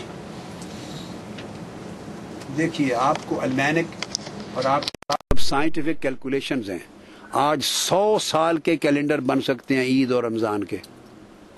Science absolutely errorless mathematical details आपको दे देती है कि किस तारीख पे कितने बज के कितने मिनट और कितने सेकंड पर बर्थ ऑफ न्यू मून होगी, कितने अरसे के ऊपर वो किस एल्टीट्यूड पर होगा, कब उसकी विजिबिलिटी होगी, कब वो कितने घंटे का होगा। तो साइंस के हिसाब से आप ये जो पाकिस्तान में मैं मिसाल दे रहा हूँ, वो जो वहाँ रोयत हिलाल की मेंबर होने की शर्त है कि 75-72 साल से ऊपर उम्र हो जब बीनाई ख़त्म हो जाए, और आप टीवी पे दिखाते हैं वो इतना लंबा सा कोई लगाया हुआ होता है देसी कंधे पर उठाकर, लगता है कि तालिबान कोई गोला चला रहे हैं, तोप चला रहे हैं, उसके अंदर वो खड़े होकर देख रहे होते। इतनी मज़ा खेज तज़हीक है इस्लामी शायर की। भाई साइंसी दौर है, जो जो ज़माना तरक्की करता है, तो आज जो रोयत का लफ्ज़ था देखना, उसका माना होता है इल्म, और वो आँख साइंस को आज मिल गई है। एस्ट्रोनॉमी और अलमैनिक की आँख है, तो वो जो देख के बता रही है वो भी रोयत है। बस आप उस पर फैसला कर लें और ख़त्म। हमेशा के लिए मसला हल हो सकता है, मगर ख़राबी उस वक्त पैदा होती है, मैं आपको बताऊं, जहां आपकी उम्मत में कोई एक मुल्क है जो किसी कीमत पर दुनिया में किसी की बात सुनने को तैयार नहीं, उन्हें घुमंड है और उन्होंने उस रात ही फैसला करना है, और उनको परवाह नहीं कि पूरे आलम मगरिब में दीन का, बच्चों के इमेज का, मुसलमानों का बिल्कुल तबाह हाल हो जाए, वो बेड़ा गर्क हो जाए, परवाह नहीं। और जब उन्होंने उस रात फैसला करना है तो बदकिस्मती ये है कि बहुत से मुल्क, बहुत सी मसाजिद और बहुत से तबकात उनके ब्लाइंड फेथ फॉलोअर हैं, उन्होंने उनके पीछे ही चलना है, जहाँ से उम्मत की तकसीम का आगाज़ हो जाता है। फिर दूसरे फरीक को भी अपना राइट मिल जाता है जो मैं चाहूँ करूँ। ये सारी अगर चीज़ें ख़त्म करके जस्ट साइंस की आंख को रोयत मान लें तो मसला सॉल्व है। That's it. चले जी। साहब, मेरा आपसे ताल्लुक कुछ 27 साल पुराना है और इस वजह से हमेशा आपके साथ मेरी गुफ्तगू और आपके जो जितने किताब हैं और आपकी कोई तकरीरें मैं शौक से सुनी है उसको माशाअल्लाह। आपने सर्जरी डॉक्टर की हैसियत से एक मुर्दा जिस्म में उसके हिस्से बखरे करके उसकी सर्जरी का छोटा सा कॉन्सेप्ट अभी पेश किया, सिस्टम को चेंज करने का। खुदा न खास्ता आपकी डेथ हो जाती है, आप इस मुल्क में नहीं रहते, दुनिया में नहीं रहते, आपके पास क्या मैकेनिज्म है जो आपके बाद इस सिस्टम को रोटेट करे?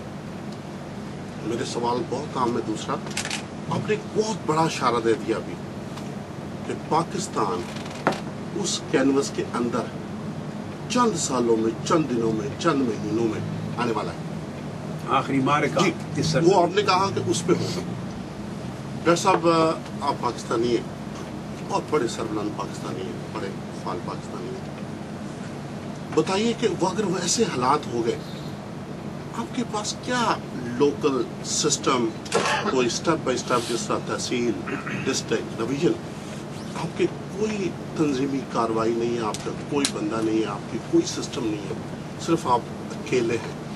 आपकी तकरीरें डेफिनेटली सुन के मैं बाइल्म तो हो सकता हूँ, ठीक है, लेकिन मैं उस सिस्टम को नीचे तक कैसे हम कैसे सर हम उस सिस्टम को, आपको बताऊं, ये आपको क्या रहनुमाई है, इसलिए कुछ ऐसी चीजें जो हो तो मुझे कुछ हो गया आपको यहाँ आए? यह सर 12 साल हो गए मुझे सर। इसी वजह से आपको पता नहीं। आप देखिए, मैं 4 साल के बाद गया था कनाडा से लाहौर 23 दिसंबर को। वो जो 2 मिलियन से भी ज्यादा का, मैं पाकिस्तान वाले की बात कर रहा हूँ, वो जो 2-2.5 मिलियन का मुरीद के तक पूरा जैम पैक था, मुरीद के तक। तो वो तनहा मैं था जिसने वो सारे हुजूम क्रिएट कर लिया था पूरे पाकिस्तान में। वो तंजीम का नेटवर्क था जो मुल्क की हर यूनियन कौंसिल लेवल तक मौजूद है। इस वक्त जितना अजीम इलेबोरेट एक्सटेंसिव नेटवर्क तंजीम का हमारा है, पाकिस्तान की एक नहीं सारी पॉलिटिकल पार्टी मिल भी जाए तो मुआवजा नहीं कर सकती। पूरे पाकिस्तान के यूनियन काउंसिल लेवल तक हमारा यानी सूबों में, बाकी 3 सूबों में कम है, पंजाब का, फिर बाकी सूबों में भी है, मतलब अंदरून तक है, लेकिन वो परसेंटेज वाइज फिर डिफरेंट हो जाता है। मगर इतना बड़ा इलेबोरेट है कि कोई जमात सियासी मजहबी ख्वाब भी नहीं देख सकती। और ये जो मैंने करोड़ की बात की, इसके ऊपर जो टाइम ले रहे हैं वो जहां जहां मजीद दरकार है उसी को पूर्ण करने के लिए कर रहे हैं। और ये करोड़ नमाजी मैंने तो नहीं बनाने ना, वो तंजीमी नेटवर्क है जो बना रहा है और पहले भी काम हुआ है और कर रहे हैं। और जो लॉन्ग मार्च हुआ पाकिस्तान की हिस्ट्री में, सारी तारीख गुजरी है ना आपके सामने, किसका इतना बड़ा लॉन्ग मार्च, पाकिस्तान में लॉन्ग मार्च पहुंचा ही नहीं किसी का इस्लामाबाद तक। 5 दिन का इतना बड़ा लॉन्ग मार्च किसी का हुआ, तो वो तना मैं एक ज़ात नहीं हूँ, वो नेटवर्क की सारी एफर्ट होती है ग्रॉस रूट लेवल तक, जब लोग बसें बुक करते लाते आते हैं, सारा वो बहुत बड़ा इलेबोरेट है, आपको मालूम नहीं। वो जिस ज़माने आप पाकिस्तान में थे और आ गए, उससे पहले डेफिनेटली जब एक चीज़ डेवलप हो रही होती है तो अवाइल ज़माना था, उस वक्त आपके ज़माने में डिस्ट्रिक्ट लेवल तक खूब पहुँच गए हुए थे, तहसील में उतर रहे थे। अब 10-12 साल के अरसे में तहसील क्या, अब यूनियन काउंसिलें भर गई हैं, और एजुकेशन नेटवर्क अलग हैं, वेलफेयर नेटवर्क अलग हैं, पॉलिटिकल नेटवर्क अलग हैं, यूथ के अलग हैं, MSM स्टूडेंट्स के अलग हैं, उलमा के अलग हैं। हमारी 7 जमातें हैं तहरीक में, 7 अलग प्लेटफॉर्म हैं, यानी पैट की अलग नेटवर्किंग है, grass root level union council तक। तहरीक मिनहाजुल कुरान की अलग है, टॉप से यूनियन काउंसिल लेवल तक। मुस्लिम स्टूडेंट्स मूवमेंट MSM उसकी अलग होती है, ग्रॉस रूट लेवल तक हर इंस्टीट्यूशन में, यूनियन काउंसिल लेवल तक के इंस्टीट्यूशन में।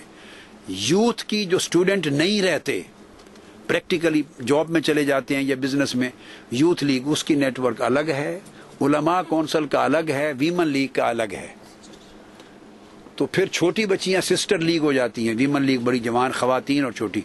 तो 7 तंजीमें पाकिस्तान में किसी जमात के पास इतनी नहीं है, और ये टॉप से लेके यूनियन काउंसिल तक हर कोई जाता है। और अब इस मरतबा उनको मैंने दिया है कि किसी गली का एक घर भी ऐसा ना बचे जिसमें कम से कम एक आदमी ना हो, हमारा एक आदमी, ये टारगेट दे दिया और इस पर काम हो रहा है। तो ये तो आपके सवाल का जवाब हो गया कि बहुत, अब वो जो होता है उनको टीवी नहीं ना कवर करता। प्रॉब्लम ये है कि मैं बात कहूंगा तो टीवी कवर कर लेगा, लेकिन अब वो तहसील और यूनियन काउंसिल और जिले वालों को तो नहीं ना कवर करता, वो किसी की भी नहीं करता, इसलिए वो खबर नहीं होती। एक ये, दूसरा जो कहा कि बिलफर्ज मैं नहीं रहता, ये मामला तो भाई इंसानी जिंदगी हर एक के साथ होता है। हम इसलिए इंशाअल्लाह इस पूरी स्ट्रगल को बहुत मुअख्खर भी नहीं करना चाहते हैं तकमील पर पहुंच जाए, और बहुत उजलत भी नहीं करना चाहते कि कोई ये कहे कि देखो जी इनको प्रॉपर टाइम ही नहीं मिला डिलीवर करने का, तो ऐसे डॉक्टर साहब ने क्या कर दिया ना ये चाहते हैं कि इतनी उजलत हो। हम चाहते हैं लोग अपना माइंड सेट बना लें, देख लें, एक नतीजे पर पहुंच लें, और आप पहुंच जाएं। मीडिया भी एक नतीजे पर पहुंच के जब बोलने लग जाएगा, रात दिन शोर मचाएगा, इसका मतलब है पब्लिक ओपिनियन बन रही है।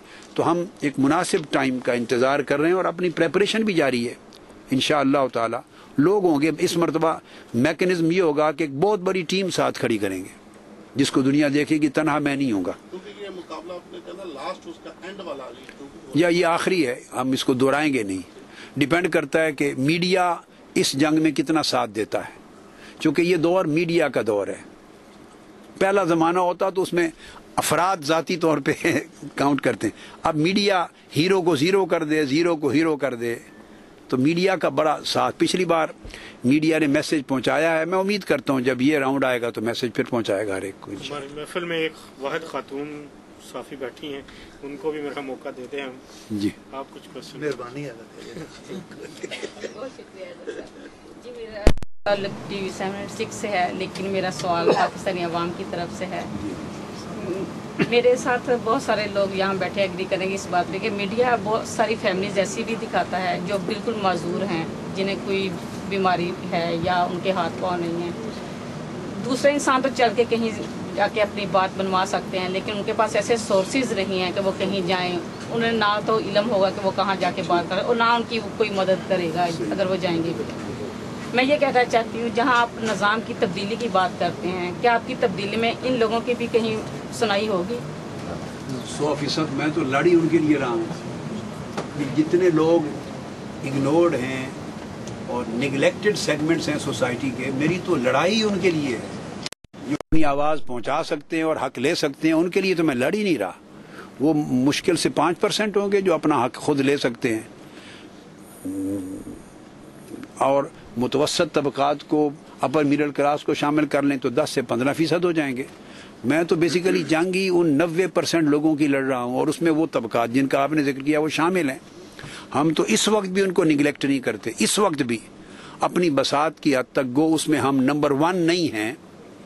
हम यानी मैं सोशल वेलफेयर की बात कर रहा हूँ, उस फील्ड में हमसे ज़्यादा बेहतर वसाइल और बेहतर खिदमत करने वाले लोग और हैं, उनकी स्पेशलाइजेशन है। हमारी स्पेशलाइजेशन और साइड्स में है, मगर हम इसमें भी नज़रअंदाज नहीं किया। हमारी मिनाज वेलफेयर फाउंडेशन है, तो हम तो ऑलरेडी इस वक्त भी उनके लिए कर रहे हैं। उनके लिए हॉस्पिटल्स बनाए हैं, उनके लिए डिस्पेंसरीज बनाई हैं, मोबाइल डिस्पेंसरीज होती हैं, उनके लिए कैंप्स होते हैं। ऐसे गरीब लोगों की शादियां करवाते हैं, 20-20, 25-25, 40, 50-50 जोड़ों की इकट्ठी अपने खर्च से। बेटी को जहेज हम देते हैं, लड़के वालों को बरी हम देते हैं, दोनों बरातें इधर आती हैं, उनका खाना हम करते हैं, रुखसती हम करते हैं, एक पैसा किसी पे नहीं पड़ता। इस तरह माजूर लोगों के इलाज मुआवजे के लिए करते हैं। तो जो कुछ हो सकता है हम आज भी कर रहे हैं, तो बाद में इंशाअल्लाह ताला साफ ज़ाहिर है मेरी तो प्रायोरिटी ये लोग हैं। पाकिस्तान यूथ फेडरेशन से हैं उस्मान यूसुफ साहब, मुख्तसर सा सवाल। सर 2 पार्ट है सवाल के सर जी। पहले भी इस निज़ाम के खिलाफ निकले थे मार्च में, ठीक है सर। अब आपको लगता है आज की डेट में कि आपने थोड़ी सी जल्दबाजी कर दी इसको गवर्नमेंट के साथ डील करते हुए? तो सर दूसरा आपने बात की कि आप रेवोल्यूशन लाएंगे, एवोल्यूशन के थ्रू, जो समझ में आई है बात कि आपने एक दफ़ा डिक्लेरेशन भी दी थी कि knowledge is the way to the revolution, ठीक है। तो सर आपको नहीं लगता कि सबको तलीम याफ्ता करते करते बहुत देर हो जाएगी अगर 1 करोड़ नमाजी इकट्ठे ना हुए तो? और सर एक आखिरी क्वेश्चन आपकी, माशाल्लाह सर आखिरी प्लीज़, आपकी माशाल्लाह हर प्रेडिक्शन जो है वो 100% होती है सर। मौजूदा निज़ाम के अगेंस्ट जो सुप्रीम कोर्ट का रिएक्शन है और स्पेशल चीफ जस्टिस आपका जो किरदार है सर, उस पर आप क्या कहेंगे? उनका फ्यूचर किस चीज़ का? सर ये करप्ट निज़ाम है और चीफ जस्टिस साहब उससे बिल्कुल आंखें फेरे हुए हैं सुप्रीम कोर्ट से। एज ए यूथ में आपकी एक ओपिनियन चाहता हूँ इस पर। मैं बड़ा क्लियर कैटेगोरिकल इजहार राय एक बार नहीं 100 बार और इतने दबंग तरीके से कि शायद पाकिस्तान की हिस्ट्री में किसी ने ऐसी जुर्रत भी नहीं की होगी, मैं वो कर चुका हूँ। ये जो आखिरी हिस्सा है ना, इस पर बहुत कुछ कह चुका हूँ और आप सबको पता है। अच्छा, मैं प्रेडिक्शन मैं नहीं दिया करता, मैंने तो एक पॉलिटिकल इस निज़ाम के ऊपर ही कहा था कि इसके नताइज ये होंगे। इसके अलावा मैं प्रेडिक्शंस कभी नहीं देता। मेरी प्रेडिक्शन में एक ही है मुसलसल, वो पॉलिटिकल है कि इस निज़ाम से तब्दीली नहीं आएगी। इस निज़ाम के तहत इलेक्शन होंगे तो वही लोग पलट के आएंगे। ये कोई डिफरेंट प्रेडिक्शन नहीं है, दरअसल एक ही प्रेडिक्शन है, बस उसी पे कंसंट्रेट करता हूँ। तो बाकी जितनों की भी बात आप करेंगे उस निज़ाम का हिस्सा है, वो उस निज़ाम का हिस्सा है। और मैं एक लफ्ज़ पहले बोल चुका हूँ कि कई इदारे आपस में गैंग अप हुए हुए हैं। इस निज़ाम को, स्टेटस को बरकरार रखने के लिए सबके मफादात हैं। पहली बात क्या की थी आपने, पहला सवाल?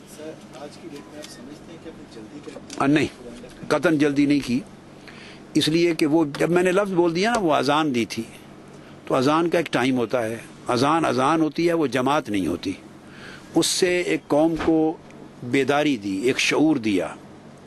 इलेक्शन हो रहे थे, उसके अलावा और टाइम ही कोई नहीं था, ऑलरेडी लेट हो गया था कि इलेक्शन हो रहे थे। तो इलेक्टोरल रिफॉर्म्स का एक मैसेज दिया कौम को कि अगर इलेक्टोरल रिफॉर्म्स नहीं होंगी तो इस इलेक्शन से पलटकर वही लोग दोबारा असम्बलीज में आएंगे जो 65 साल में आते रहे, और वही हुआ।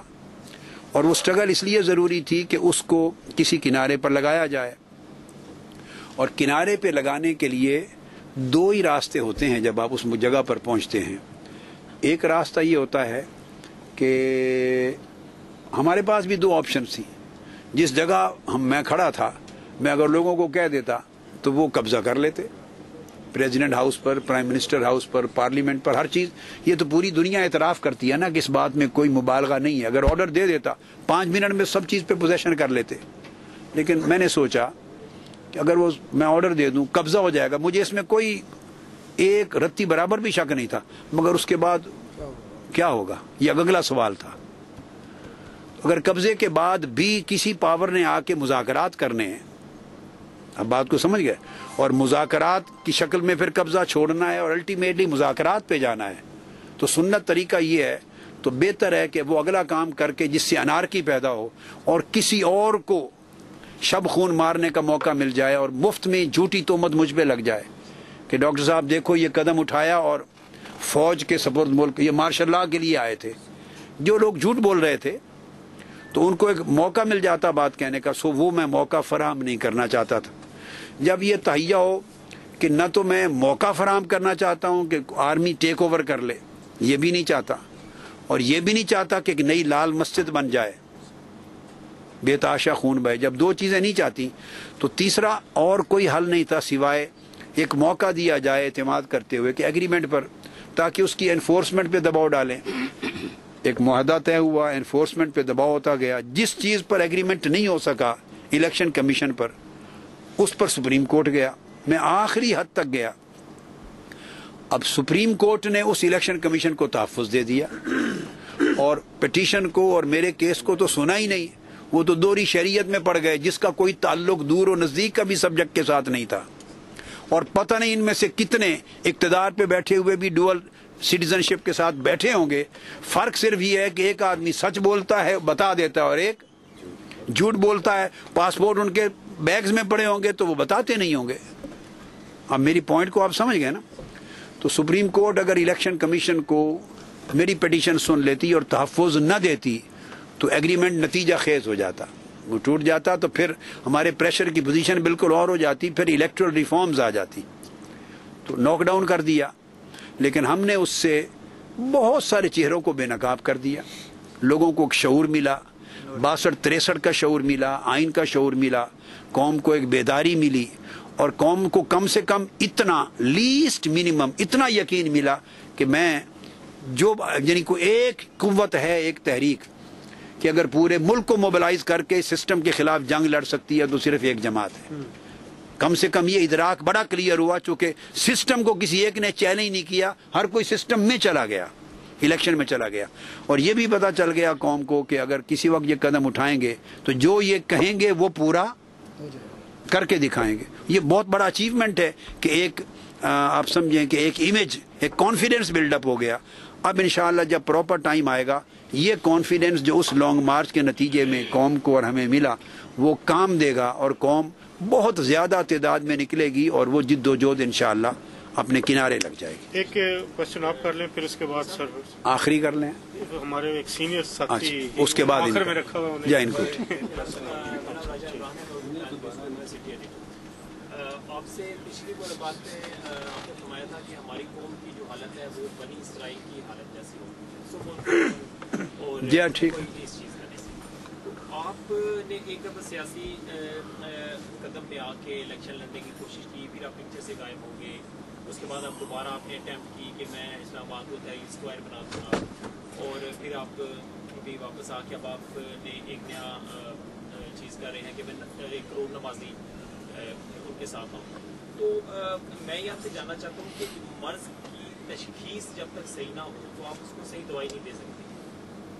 तो किसी भी मसले के लिए पहले तशखीस लाजमी ज़रूरी है। तो अगर आप फिर एक नई अटैम्प्ट करेंगे नमाज वाला, और अगर खुदा न खास्ता वो कामयाब ना हुआ, तो क्या पाकिस्तान के पास इतना टाइम है, जिस तरह आप कह रहे हैं कि आखिरी मार्का उन्होंने पाकिस्तान में लड़ना है, तो कौम बनी इसराइल वाली हालत में है, आप 3-4 अटैम्प्ट ऑलरेडी कर चुके हैं, और ये आप बताना पसंद फरमाएंगे कि कोई आलमी ताकतें हैं या पाकिस्तान की कुछ ताकतें हैं जो कि आपको कामयाब नहीं होने देना चाहती हैं, या कि क्या? देखिए मैं बात बताऊं, आपने कहा 3-4 अटेम्प्ट कर चुके हैं, ये दुरुस्त नहीं है, ये रिकॉर्ड के खिलाफ है। मैंने एक ही अटेम्प्ट किया सिर्फ, जो लॉन्ग मार्च और 23 दिसंबर से लॉन्ग मार्च, जिसको इनकलाबी जिद्दोजहद की अटेम्प्ट तो एक ही अटेम्प्ट कहते हैं। अब वो एक मरतबा इलेक्शन में हिस्सा लेना तो अटेम्प्ट नहीं है ना, इनकलाबी वो तो एक प्रोसेस था। जब मैंने इलेक्शन में हिस्सा लिया 1990 में, अपनी पार्टी को टिकट्स दिए, 400 कैंडिडेट खड़े किए, मैं खुद खड़ा नहीं हुआ था। 1990 में मैंने खुद कंटेस्ट नहीं किया था। अपनी पार्टी के उम्मीदवार खड़े किए, उसके नताइज देखे। एक्सपीरियंस के ज़रिए हमने जायज़ा लिया कि ये सिस्टम कहाँ खड़ा है, इस सिस्टम से चेंज आएगी कि नहीं। उसके बाद दरमियान का अरसा गुजरा और उसमें फिर हमने नेटवर्क अपना ज़मीन पर और बढ़ाया और काफ़ी सारा नेटवर्क बढ़ा के फिर 1998 में अवामी इत्तेहाद बना, जिसका मैं चेयरमैन हुआ। बेनज़ीर भुट्टो भी थी, सारे लोग थे। फिर 2002 का इलेक्शन आया तो उसमें मैं फर्स्ट टाइम अपनी लाइफ में मैंने इलेक्शन में पार्टिसिपेट किया। अटेम्प्ट तो नहीं कहते इसको इनकलाबी, वो तो एग्जिस्टिंग सिस्टम में इलेक्शन प्रोसेस में मैंने हिस्सा लिया। जो इलेक्शन मैंने जीता, पार्लियामेंट में गया, मैंने दूसरी बार इलेक्शन लड़के और अपनी पार्टी को लड़ा के भी देख लिया और पार्लियामेंट में बैठ के भी देख लिया और इस नतीजे पर पहुंचा जो बात आज आपसे कर रहा हूं, या 23 दिसंबर को की थी या 2004 से ही शुरू कर दी थी, आपको उसका इल्म नहीं है। हमने लिटरेचर छाप के 8 साल तक कौम की ज़हन साजी की है, बेदारी शऊर की एक मुहिम 8 साल चलाई है। उसके बाद 23 दिसंबर का इज्तिमा रखा कि इस सिस्टम को तब्दील किए बगैर मुल्क के हालात नहीं बदलेंगे। ये हमने 8 साल कंटिन्यूसली एक ही फिक्र दिया है और 1% हर कारकुन अपनी इनकम का जमा करवाता रहा है 8 साल तक। यानी 2004 जब मैंने रिजाइन किया पार्लियामेंट से, मेंबरशिप से, उस वक्त से लेके 2012 तक हमने कारकुनान पे लाजिम किया था कि जब भी हम स्ट्रगल के लिए उठें तो वसाइल हों तो 1% अपनी माहाना इनकम में से लोग जमा करवाएं। ये चलाया, लिटरेचर चलाए, वीडियो कॉन्फ्रेंसेस करता रहा, प्रोजेक्टर पर मुल्क गीर एक मुहिम चली, वर्ल्ड वाइड भी चली, जिसके नतीजे में हमने 23 दिसंबर का इज्तिमा और लॉन्ग मार्च किया। तो ये पहली अटेम्प्ट थी जो इनकलाबी सिमत पर थी अमलन पहली। इस नतीजे पर पहुंचकर 2 एक्सरसाइजेज करके ये तो हमारा मुशाहदा हो गया ना, तजर्बा हो गया 2 बार हिस्सा लेकर के इससे कभी निज़ाम तब्दील नहीं होगा। उम्र भर इलेक्शन होते देखकर वो एक तजर्बा मुशाहदा अलग था। 2 बार पार्टिसिपेट करके ताकि कोई कमी ना रह जाए अपनी राय फ्रेम करते हुए कि सिस्टम से कोई तब्दीली नहीं आएगी, सारा कुछ सामने है। एक अटेम्प्ट की है और उसकी मैं पिछले सवाल के जवाब में पूरी वजाहत कर चुका हूँ कि उस अटेम्प्ट का इसके सिवा कोई और मंतकी नतीजा अगर अमन कायम रखना हो और अनारकी ना फैलानी हो तो और कोई जायज़ ही नहीं बनता। जिसको मैंने अजान कहा, अब ये दूसरी अटेम्प्ट होगी इंशाअल्लाह जब अल्लाह को मंजूर है, दैट्स इट। और ये तशखीस कर चुके हैं, मैं तो आपको पहले सवाल के जवाब से अर्ज कर रहा हूँ, तशखीस ही बता रहा हूँ कि ये निज़ाम मरज़ है, असल ये निज़ाम मरज़ है, इसको नॉक डाउन करना है, यही तो मैं तशखीस तो बता रहा हूँ आपको। जहाज साहब एक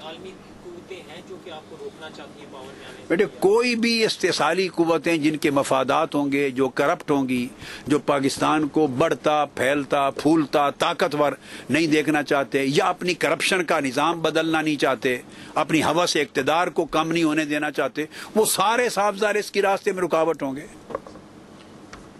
हर वो शख्स, हर वो कुव्वत रुकावट होगी जो पाकिस्तान के गरीब अवाम को प्रॉस्पेरिटी नहीं देना चाहता और पाकिस्तान को स्टेबिलिटी और तरक्की नहीं देखना चाहता। सिंपल बात, जिसका मतम नज़र सिर्फ अपनी ज़ात है, अपना ख़ानदान है, वो मुखालिफ होगा। जहाज साहब आप मुख्तसर से इनके लिए आप कह रहे थे ये आखिर में रखा है इन्हें, तो आखिरी कर लेना, अब आखिरी कर लेना खाना का। इन्होंने जो क्वेश्चन किया था जी जी, उसका जो आपने जवाब दिया है वो तशफ़ी नहीं करता कि अगर आप मंजर से हट जाते हैं तो आपके लेवल का कोई लीडर आपकी तंजीम में नजर नहीं आता। जब वो होंगे इंशाअल्लाह, जब हम उठेंगे। मैंने एक लफ्ज़ बोल दिया था, वो आखिरी एक जुमला वो आपने सुना नहीं, कि इस मरतबा मैकेनिज्म बदलेंगे और बहुत बड़ी टीम आपको नजर आएगी उठने से पहले, ये मैंने बोल दिया था लफ्ज़। आपने जो लॉन्ग मार्च किया, और वैसे मैं एक बार और बता दूं ये दिलचस्प है, बाकी जमातों का आप नाम गिन लें, आप कह रहे हैं ना कि मेरे कद का कोई और लीडर जमात में नहीं है, तो आप बाकी किसी जमात में बता दें कि उनके उस लीडर के कद का किसी और जमात में कोई और है।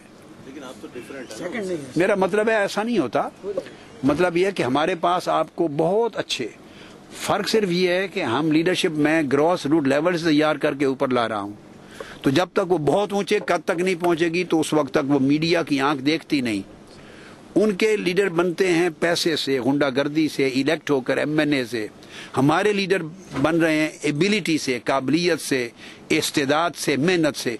इन दो की क्वालिटी में बड़ा फ़र्क है, मगर इंशाअल्लाह ताला जब हम अपनी फाइनल राउंड के लिए आएंगे तो मैकेनिज्म ये होगी कि आपको एक बड़ी माकूल तादाद नजर आएगी अफराद की। छोटा सा क्वेश्चन ये है कि आपका लॉन्ग मार्च यकीनन 62, 63 का मुझे खुद भी नहीं पता था कि ये क्या होती है आइन की प्रोविजन। बहुत से करोड़ों लोगों को पाकिस्तान के पता चल गई, लेकिन उसके बाद आप एकदम स्टेप बैक कर गए। अब सिर्फ प्रेस कॉन्फ्रेंस। आप स्टेप बैक से मुराद क्या ले रहे हैं, यानी किस चीज को स्टेप बैक कह रहे हैं? उसके बाद ये हासिल वसूल उसका ये हुआ कि 62, 63 का पता चल गया। आपसे उन लोगों ने एक मुआहदा भी किया, उसका भी कोई रिजल्ट सामने नहीं आया। हो गई बात। दूसरा ये कि जो आप बात कर रहे हैं 35 सूबों की पाकिस्तान में, ये तो सवाल की नेचर चेंज हो गई ना। नहीं, आप 35 सूबों की उस स्टेट में बात कर रहे हैं जो करप्ट है, जो पूरा सोसाइटी और पूरा निजाम करप्ट है। उसमें अगर 35 स्टेट बढ़ेगी, ये एक यूटोपिया मॉडल तो ऐसा नहीं होगा। यूटोपिया में ये हो सकता है, वो हम बनाएंगे। मैं उस वक्त की बात कर रहा हूँ जो इनकलाब लाऊंगा। मैं उस इनकलाब के नतीजे में 35 सूबों की बात कर रहा हूँ। सरवर साहब, मैं इन लुटेरों के लिए नहीं बात कर रहा। जब मैं तो आइडिया दे रहा हूँ कि कैसी चेंज हम चाहते हैं, मैंने कहा कि इस तरह की चेंज चाहते हैं कि पाकिस्तान का स्ट्रक्चर इस तरह का हो ताकि आवाम को एक्सेस मिले डायरेक्ट। आप समझ गए ना? ये तो कभी बनाएंगे ही नहीं 35 सूबे या 10 भी नहीं ये तो एक नहीं बना सके।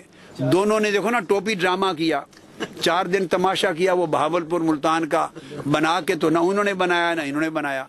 ड्रामा किया वो हरिपुर हजारा का ना, ये तो एक भी नहीं बनाएंगे। 35 हम बनाएंगे इंशाअल्लाह।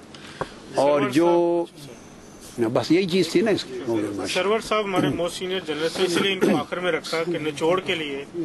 माशाअल्लाह जी। भूख लगी डॉक्टर साहब, बहुत शुक्रिया। इसके बाद अब खाना हो जाएगा। का भी टाइम है। मैं आपसे शिनवारी साहब अब इन्होंने खाने का अनाउंस कर दिया। अच्छा डॉक्टर साहब, मैं आपसे क्या सवाल करूं कि पाकिस्तान में इस वक्त जो सूरत हाल है वो एक मजाक और अलमियत से कम नहीं है। सही भाई, इतनी आवाज़ है बस। आपने जिस तरह अपनी बात का आगाज़ किया था मिस्र, इराक और सीरिया का, तो इन तीनों मुल्कों ने उन ताकतों की वो बातें नहीं मानी। नतीजा ये है कि आज वो तबाह बर्बाद हो गए। हम तो उनकी बातें मान रहे हैं, तो फिर हमें तबाह क्यों किया जा रहा है? या हमें अपनी तरजीहात का तयन असर करना होगा? एक सवाल है। और एक छोटा सा ज़मीनी सवाल इसलिए है कि आपने पिछले 3 महीनों में नई हुकूमत की कारकर्दगी देखी है। ये क़हत रिजाल का शिकार है। इसको एक फॉरेन मिनिस्टर नहीं मिल सका, इसको 3 गवर्नर नहीं मिल सके, इसको 3 हाई कमिश्नर और एम्बेसडर नहीं मिल सके। इसी तरह की बहुत सारी तब्दीलियाँ हैं। तो आप क्या समझते हैं कि इनको ये महसूस ही नहीं था, क्या इन्होंने होमवर्क नहीं किया था, या इनको ये महसूस नहीं था, ये एहसास नहीं था कि ये हुकूमत में आ जाएंगे, हालांकि इनको यकीन दहानी करा दी गई थी? ये जो मैं दूसरे सवाल को पहले ले लेता हूँ, क्योंकि पहला सवाल फिर आप मुझे रिपीट कर देंगे, मैं आंसर कर लूँगा। इनको सब कुछ पता था भाई इनके पास कोई तैयारी नहीं है, और उनको ये भी पता था कि इस मुल्क में इक़्तिदार पे आने के लिए किसी तैयारी की ज़रूरत ही नहीं होती, सिर्फ मैनूवरिंग चाहिए, और मैनूवरिंग कामिल थी, वो आ गए। और 5 साल उन्होंने पहले भी 2.5 साल गुजार लिए, अब भी गुजार लेंगे। पिछले जरदारी साहब भी 5 साल गुजार के गए हैं, तो इनकी आंखों के सामने है। हर कोई आता है, गुजार के चला जाता है। यहाँ किसी तैयारी की जरूरत नहीं है। ये निज़ाम खुद हर बेतैयारी शख्स को खुद संभालता है। और यहाँ कारोबार, इक़्तिदार कारोबार और लूट मार के लिए आते हैं। ये तैयारी है इस चीज़ की, और उसमें वो चल रहे हैं, वो करते जाएंगे। अभी आगे इनकी तैयारियां आ जाएंगी आपके सामने। जब ये प्राइवेटाइजेशन शुरू होगी, बड़े बड़े इदारे खरीदेंगे, फ्रंटमैन और बड़े बड़े नाम होंगे, और उनके बड़े मोटे मोटे हिस्से अपने होंगे हुक्मरानों के, वो सब कुछ सामने आ जाएगा। तो ये जिस चीज़ की तैयारी इनको एक्चुअली करनी होती है, उसके लिए हमेशा तैयार रहते हैं। और जिस तैयारी का इशारा आप फरमा रहे हैं, वो इनकी ज़रूरत ही नहीं, उस मकसद के लिए ये आते ही नहीं है। सियासत उस मकसद के लिए नहीं कर रहे। वो अगर वो तैयारी कर लें तो फिर तो पाकिस्तान को और आवाम को कुछ मिल जाए ना। वो तो अपने आप को मजबूत करने के लिए पिछले भी इसी तरह गुजर गए, ये भी इसी तरह चला रहे हैं। ये बात ये कभी ख्याल ना करें कि इनको पता था कि इक़्तिदार में लाया जा रहा है। इसमें पड़ोसी मुल्क ने भी 5 साल इन पर इन्वेस्ट किया है, इनको अरब मुल्क ने भी इन्वेस्ट किया है, और इनको जहाँ बैठे हैं इन्होंने भी ताउन किया, और बड़े मुल्क ने भी किया है। तो इनको सारा पता था। मगर ये भी जानते थे कि इस मुल्क में इक़्तिदार पर कब्जा करने के लिए सिर्फ यही तैयारी चाहिए जो उनके पास हमा वक्त होती है, और मुल्क और कौम की तैयारी चाहिए नहीं। پہلی چیز آپ نے جو سوال فرمایا تھا کہ کیا ہم مصر، عراق اور جی ہاں، وہ دلچسپ سوال، دلچسپ ہے، اس کا جواب بڑا توجہ والا ہے. میں 2 جملے بولوں گا، 1 منٹ. وہ بڑا توجہ طلب ہے. آپ کا پالا ایسے لوگوں کے ساتھ ہے کہ جن کے نہ دوستوں کی خیر ہوتی ہے نہ دشمنوں کی خیر ہوتی ہے، اور دشمن جو ہیں لڑنے والے پھر بھی کچھ نہ کچھ بچ نکلتے ہیں. دوست تو ذبح ہی ہو جاتے ہیں، دوست کبھی نہیں بچے. دوستوں سے کام لیتے ہیں، جب کام لے لیتے ہیں تو پھر ذبح کر دیتے ہیں. اس لیے نہ وہ معاف ہوں گے نہ یہ معاف ہوں گے. میں نے وہ جملہ اس طرف پلٹ کے آ گیا کہ لیڈرشپ ایسی چاہیے جو اپنے قومی مفادات اور سپریم نیشنل انٹرسٹ کا تعین کرے اور اپنے مفادات پر ریلیشن قائم کر کے اس کے اندر ایبلٹی ٹو سے نو، اور قوم ساتھ ہو. اچھا، اس کی عرض کروں کہ یہ صرف وہ لیڈر کر سکتے ہیں جو کرپٹ نہیں ہے. کرپشن بندے کو بزدل کر دیتی ہے. وہ لیڈر چاہیے جو صرف خدا سے ڈرے اور دنیا کی کسی طاقت کا خوف نہ ہو. اگر صرف اللہ کا خوف ہو اور باقی ہر خوف سے وہ بے نیاز ہو، وہ کبھی بزدل نہیں ہوگا اور وہ نڈر رہے گا. اور کرپشن اور ہرس اس کے اندر نہیں ہوگا، وہ کبھی خوف اور لالچ اس کے اندر نہیں آئے گا. آپ کو یہ چاہیے، اور یہ انقلاب کے ذریعے ایسے لوگوں کو موقع مل سکتا ہے. یہ نظام کبھی ایسے لوگوں کو آگے آنے کا موقع نہیں دے گا. میں ایک سمپل بات کرتا ہوں، یہاں اینڈ کرتے ہوئے بات کو اینڈ کر رہا ہوں. یہ ایک نجی حیثیت سے ہے، بالکل آپ کے کنزمپشن کے لیے. میں کئی بار لوگوں سے کہتا ہوں، میں آپ کو ایک بات اپنے لیے اپنے حوالے سے کرتا ہوں. 32-33 سال میری تحریک کو چلائے ہوئے، بڑے محل بنانے ہوں، مکان بنانے ہوں، پراپرٹیز بنانی ہوں، بہت بنی گالا محل بنانا ہو، سرے محل بنانا ہو، رائے ونڈ محل بنانا ہو. 33 سال پوری دنیا میں میں نے تحریک کی ایک کائنات پیدا کی ہے. کیا میری ایکسیس نہیں ہے ان وسائل تک کہ میں بھی کچھ بنا لوں؟ ہے یا نہیں؟ میں 1983 میں یا 1982 میں بھی ایک ہی گھر تھا اور ایک کنال کے گھر میں رہتا تھا. اس کو بیچ کر آج 30 سال بعد بھی ایک ہی گھر ہے کنال کا، اس کے سوا 1 انچ کی پراپرٹی نہیں ہے میری. اب میں بھی اسی میں رہتا ہوں اور میرے دونوں بیٹے ڈاکٹر حسن، ڈاکٹر حسین شادی شدہ، ان کی فیملیز کا بھی وہی گھر ہے. ایک بیٹا اوپر رہتا ہے، ایک بیٹا میرے ساتھ نیچے رہتا ہے. ایک کنال کا گھر ہے. اگر میں زندگی گزار سکتا ہوں تو اور لوگ بھی گزار سکتے ہیں. اللہ پاک نے عقل اور شعور دی ہے، کچھ تو معیار ہونا چاہیے نا پرکھنے کے لیے. اور یہاں کوئی لیڈر نہیں پاکستان میں بن سکتا جب تک اس کا کم سے کم معیار 400 کنال کا گھر اگر اسلام آباد میں ہو، اور لاہور میں ہو تو کم سے کم اس کا کتنا 2 مربع نہیں بادشاہ وہ اس کا 3,000 کنال کا گھر. یہ سٹینڈرڈز ہیں. میرا مقصد بات کا یہ ہے، تو یہ اتنے کنال کے گھر کہاں سے بنتے ہیں؟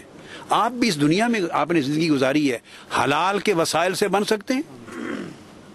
جی ہماری سمجھ میں تو نہیں آتا کہ بن سکتے ہیں. مقصد میں 500 میری پبلیکیشنز پبلشڈ ہیں، میری تصانیف، اور 500 آگے پبلش ہوں گی. میں نے 1000 تصانیف لکھی ہے، اور پچھلے 700 سال کی اسلامک ہسٹری میں 700 سال کی امام جلال الدین سیوطی کے بعد 700 سال میں کوئی شخص 1000 کتابوں کا مصنف نہیں ہوا. میری تصانیف ہیں 1000، 500 پبلشڈ ہیں ورلڈ وائڈ. 700 سبجیکٹس پر سپیچز ہیں پوری دنیا میں، پوری ورلڈ میں سیل ہوتی ہیں. ان کی millions and millions and millions میں ٹرن آؤٹ آتا ہوگا. یہ میری پروڈکٹ ہے، میری تصانیف میں مصنف ہوں. اس کا آپ کو جانتے ہیں رائلٹی ہوتی ہے. میں نے اپنی کتابوں اور اپنی کیسٹوں اور اپنے خطابات پر زندگی میں 1 پیسے کی رائلٹی نہیں لی، وہ بھی حرام کر رکھی ہے اپنے اوپر. یہ سب وقف ہے فی سبیل اللہ. منہاج القرآن کو، تبلیغ دین کو، انسانیت کے لیے، بھلائی کے لیے. میں اپنی کتابوں اور اپنی تقاریر اور کیسٹ سے بھی 1 پائی کی رائلٹی نہیں لیتا. سوال یہ ہے، انسان کی ایک لمٹ ہوتی ہے. میں اپنا چھوٹا سا بزنس رکھتا ہوں اور اس بزنس سے اتنے پیسے آ جاتے، خود نہیں کرتا، آپ میری دوست ہیں تو ان کو انویسٹمنٹ کے لیے دے دیتا ہوں ایز سلیپنگ پارٹنر. ایک جگہ اتنے پیسے آ جاتے ہیں جس سے روٹی عزت کے ساتھ ضروریات پوری ہو جاتی ہیں، اور سیونگز کا اور اکاؤنٹس اور جائیدادیں بنانے کا حرص نہیں ہے. کچھ معیار اگر ہم مقرر کر لیں اور اس پیمانے پر پرکھیں تو بڑی آسانی سے ہم کسی نتیجے پر پہنچ جائیں کہ کون اس ملک کو لیڈ کرنے کے لیے اہل ہے، کون نہیں ہے۔ بہت شکریہ ڈاکٹر صاحب، 1 منٹ صرف بیٹھے۔